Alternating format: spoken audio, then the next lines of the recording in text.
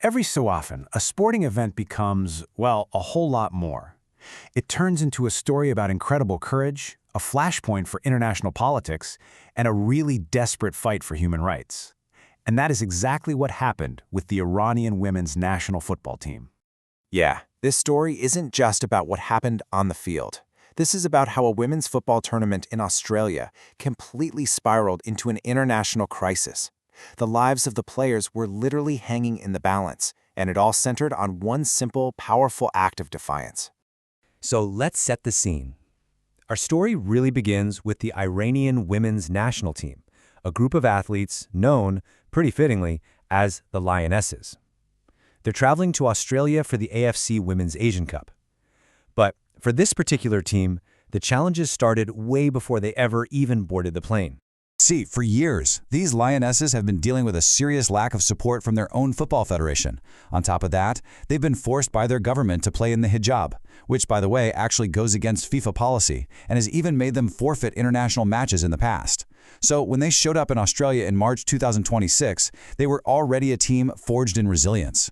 But just as the tournament was about to begin, the entire world shifted right under their feet. The whole context of their competition changed dramatically, and dangerously, literally, overnight. Okay, so the tournament kicks off. But get this, just one day before, the United States and Israel launch attacks on Iran. The supreme leader, Ayatollah Ali Khamenei, was killed, along with more than 170 other people. All of a sudden, these athletes weren't just playing football anymore. They were representing a nation at war, with their families back home, right in the line of fire. The players' reaction to all this news from home was immediate, and it was silent. But that silence, it was about to echo around the world and trigger a response so swift and so severe that it put every single one of them in grave danger. So on March 2nd, before their very first match, the Iranian national anthem plays, and the team stands in complete silence. The backlash is instantaneous. That same day, Iranian state TV brands them as traitors. The pressure becomes immense. And for their next 2 games, sources close to the team reported they were actually forced to sing the anthem, all under direct threats to their families back home. And listen, this wasn't some vague behind-the-scenes threat, no way. This was a public declaration on state television. A presenter came right out and said that traitors during wartime must be dealt with more severely. The message to the players and to the entire world was absolutely chilling. Now, after the team was eliminated from the tournament, you'd think their ordeal was over, right? Nope. In fact, the most dangerous part was just getting started. They were now caught in this incredibly tense standoff, with their freedom and their lives hanging in the balance. Okay, so as the team is supposed to be heading home, human rights groups are screaming, "This isn't safe." Security gets super tight around the players, basically cutting them off from any outside contact, while supporters are holding vigils right outside their hotel. But behind the scenes, a desperate plan was taking shape.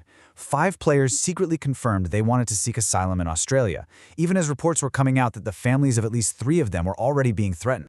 And then, things got even crazier. The situation completely exploded onto the world stage when U.S. President Donald Trump got involved. He went on his social media platform and called it a terrible humanitarian mistake for Australia to send the team back, and even offered them asylum in the U.S. That one post just thrust the players' crisis into the global spotlight. Of course, Iran fired back immediately. The head of their football federation, Mehdi Taj, accused Trump of interfering and completely reframed the whole thing. He started calling the players hostages, claiming Trump's involvement was just a political game. It turned a humanitarian crisis into a full-blown geopolitical battle. So after days of all this chaos, this fear and uncertainty, we get a breakthrough. And it all comes down to this one number, 7. That's the total number of team members, 6 players and 1 support staff, who were ultimately granted protection and a chance at a brand new life. And you have to give credit to the Australian officials here. They handled this incredibly carefully.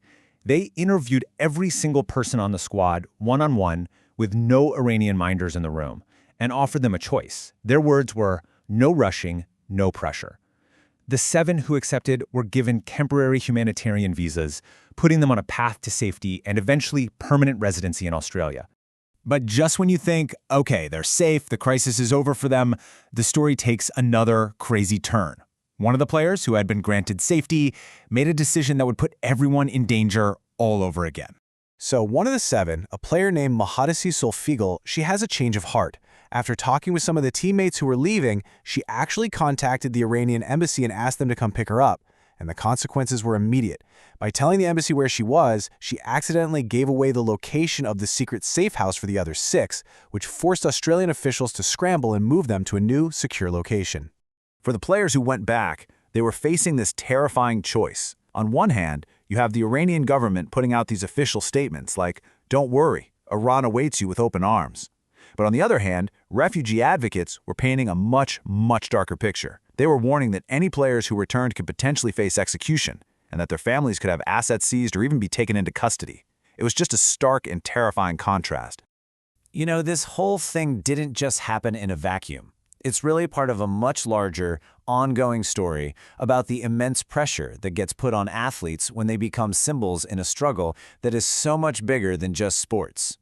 Right away, groups like Human Rights Watch pointed out, hey, this looks a lot like what happened with the Iranian men's team back at the 2022 World Cup. This incident just amplified all the calls for FIFA to finally step up and do something. People were demanding real protocols to protect athletes, things like confidential ways for them to get help, and an outright ban on so-called political minders who travel with the teams. And the fallout from this is still spreading. Iran's football chief, Mehdi Taj, even cast doubt on his country's future in events like the Men's World Cup.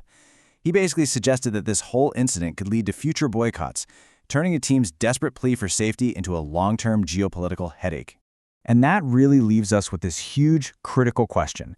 The Lionesses became these global symbols of courage and defiance, right? But in these moments, when an athlete is forced to carry the crushing weight of geopolitics on their shoulders, who is actually there to protect the person behind that symbol? It's a question that the world of international sport is, quite frankly, still struggling to answer.